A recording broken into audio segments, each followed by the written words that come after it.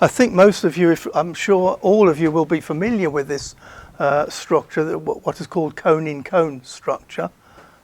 Anyone who's not familiar with the concept? John's just being awkward, he knows about it really. Well, it's been part of the literature and part recognised. I think the earliest reference goes back apparently to 1793. I didn't know geologists existed that far back, but they've certainly recognised and I think first coined the term cone in cone for very obvious reasons, because basically it's a structure imposed in sedimentary rock, a secondary structure that looks very much like a series of conical structures. That's probably one of the better specimens that actually you can see the cone type structure.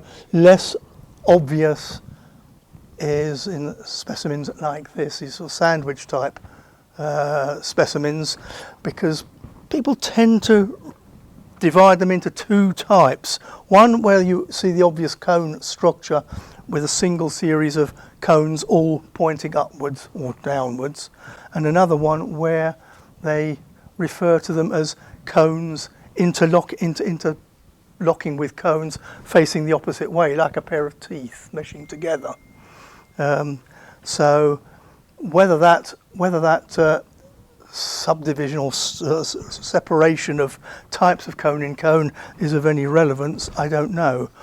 They tend to be found in two situations. One associated with concretions, so perhaps their formation is not 100 miles apart from the formation of the concretionary structure itself.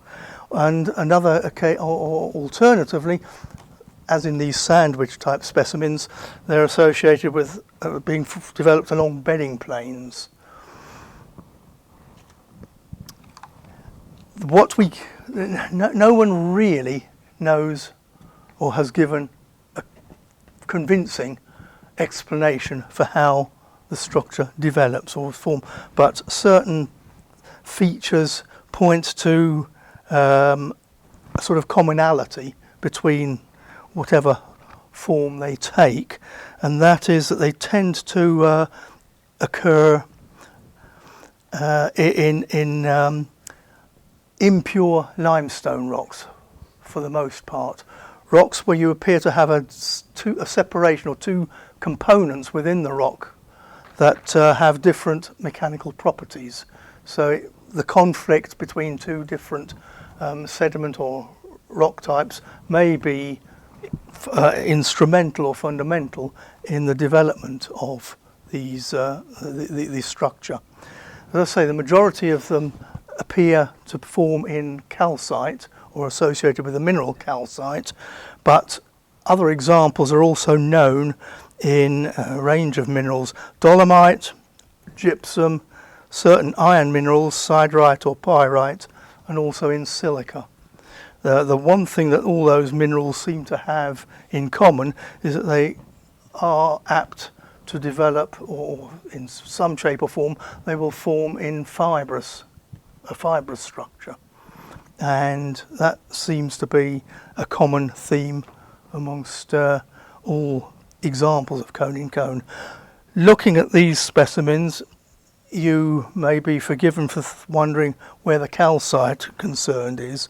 It's you're certainly not seeing clear calcite crystals in any of the specimens, so it's really all very muddy calcareous rock, or even in some cases the skidle slates and the aberrist with grits, where I would say the predominant lithology is a clay rock, so a silica-rich medium in which they've been formed.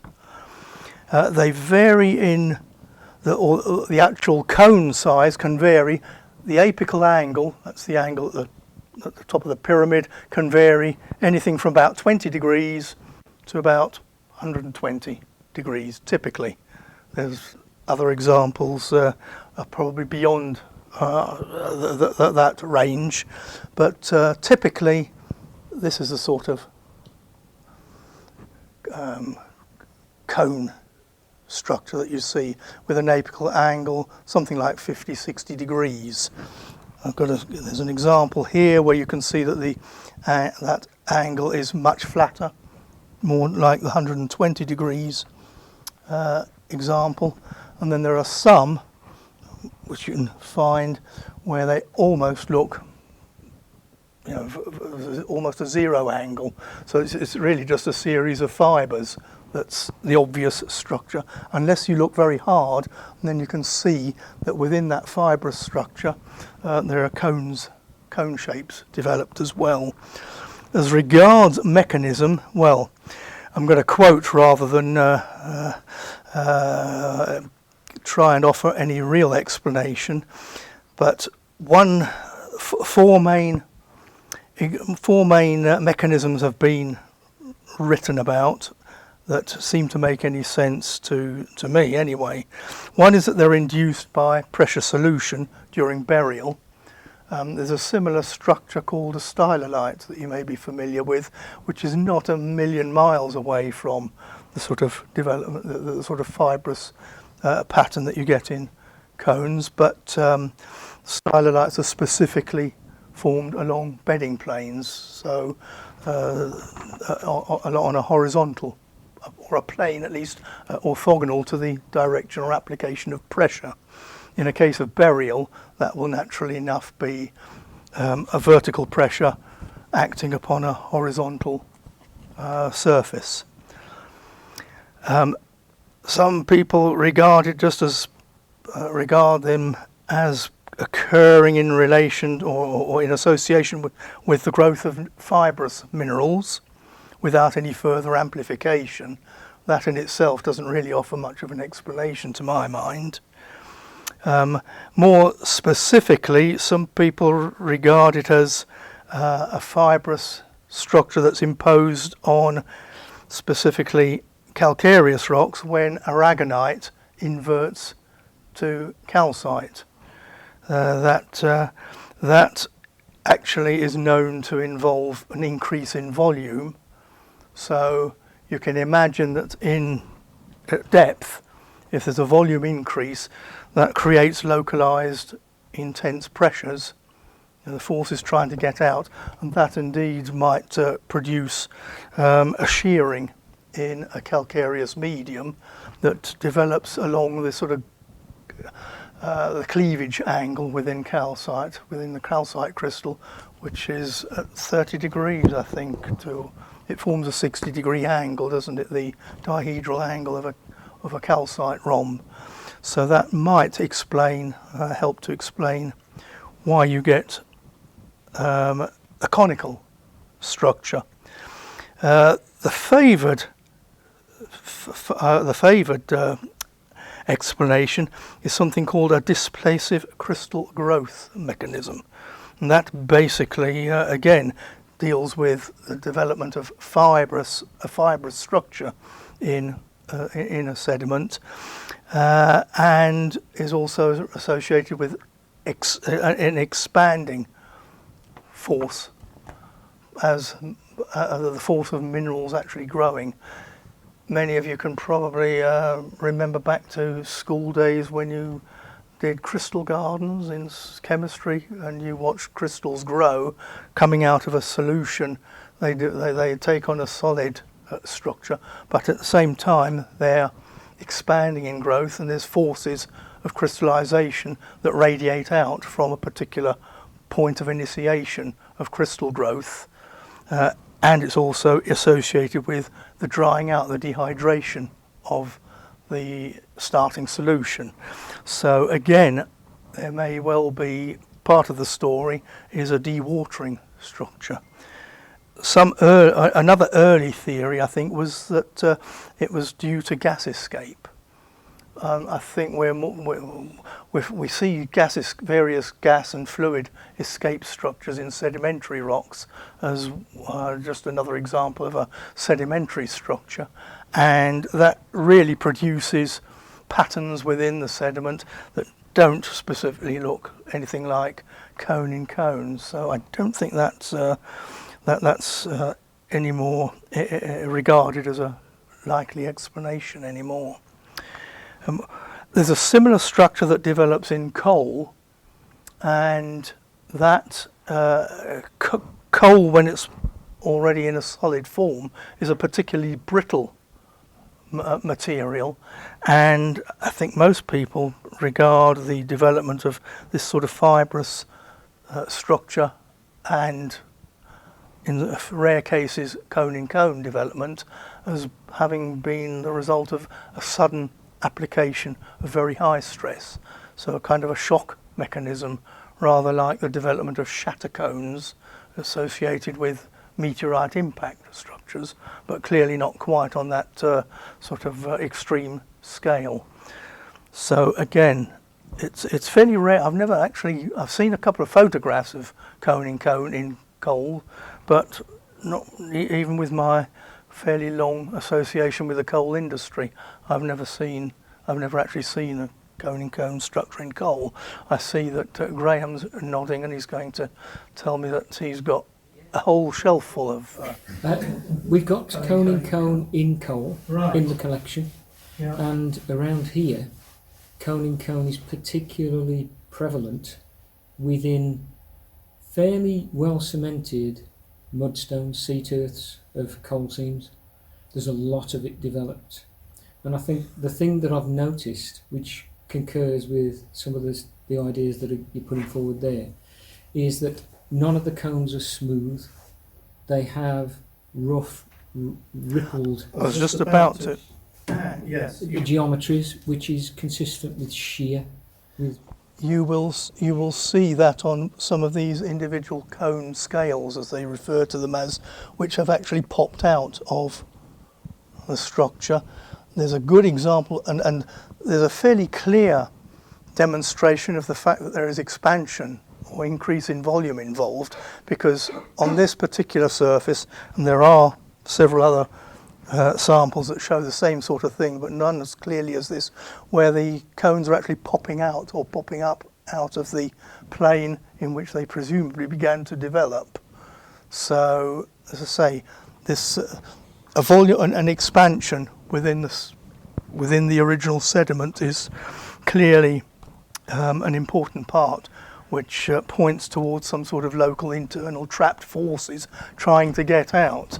And if they're initiated at a particular point, and all other things being equal, there's a sort of there's nothing to disrupt the way in which pressures can what's the word I'm looking for, relieve themselves, getting out. You would naturally tend to form an upward conical structure, a cone, like a flaring structure. And in most cases, I think it's true to say that you can see that when they develop, certainly when they develop around a concretion, as you can see in here, or even better in this specimen, you've got a layer of cone below, a layer of cone on top, not fully preserved, of course, but the cones tend to flare outwards. So on the upper surface, the cones are flaring upwards. On the lower surface, they're actually flaring in the opposite direction. But in both cases, in the context of the actual growth of the concretion itself, it's flaring outwards. And around the edge, they'd be flaring sort of left and right. So, as I say, I can't offer you any definitive answers. That's normally the case, isn't it? The riffling. You mentioned the riffling texture. There's somewhere here there are some good examples. So you can see that there's this sort of stepped structure on the outer surface of the cone, and that I take to be growth stages in effect, as the cone expands from a single point and grows outwards. This particular specimen, which I actually found half buried in the mud in Whitby Harbour, so whether that's been brought in from somewhere else by ballast on a boat, but I presume it's the local lithology, the local lias, you can see several generations almost of cone development all stacked up on top of each other, rather than just a simple layer of stuff. The final comment I just add, there are one or two specimens here where there appears to be a kind of a nascent or a badly developed or a cone-in-cone development that went wrong, didn't quite go through to fruition, which whether that offers any further clues as to how the proper structure develops, I leave for you to judge for yourself. The organisation here is totally arbitrary. It's done by geological age, so the different colours represent different geological periods, which just the only thing that shows is that cone-in-cones have been developing certainly from Cambrian times right through pretty much, well, to the Cretaceous are the youngest examples I've got. Give it a tap.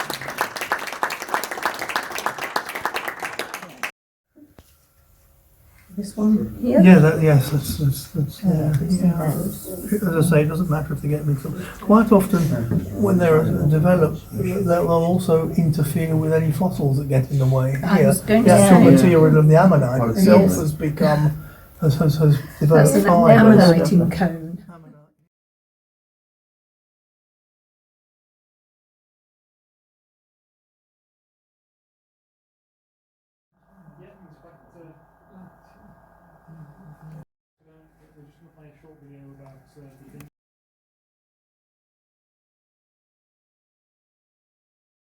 Good evening, everybody. For those of you who don't know me, my name is Pete Burwell, and together with all my colleagues, we look after the social media for the society. What do we mean by social media? I'm sorry, the figures have all jumbled up because of a different format, but basically, social media was seen as a way of promoting the society to a different demographic. So without being too rude, if you look around the room, there is an absence of a certain demographic who are very much engaged with social media. They're always on their phones, aren't they? But that doesn't mean we shouldn't be trying to access to them as well. And there are other issues with accessibility. Not everybody can go to the meetings, not everybody can actually go to the conservation days, but we need to keep in touch with them. So social media is one way of doing that. So we started Twitter, or started our presence on Twitter in 2016. And the year after that was followed by a presence on Facebook as well. YouTube, we started during the pandemic because nobody could actually get together. And I think we were one of the first societies to actually started to make our talks available on YouTube. Hopefully you found that useful. What we're also going to do shortly is to see if we can film all of our talks and make them available to people on YouTube. Numbers since we set up, Twitter has risen to 296 followers. Facebook has gone over 1,600 followers. And on YouTube, we've got around about 58 people who subscribe. That doesn't mean they have to pay to watch. It just means that they subscribe to actually receive notifications.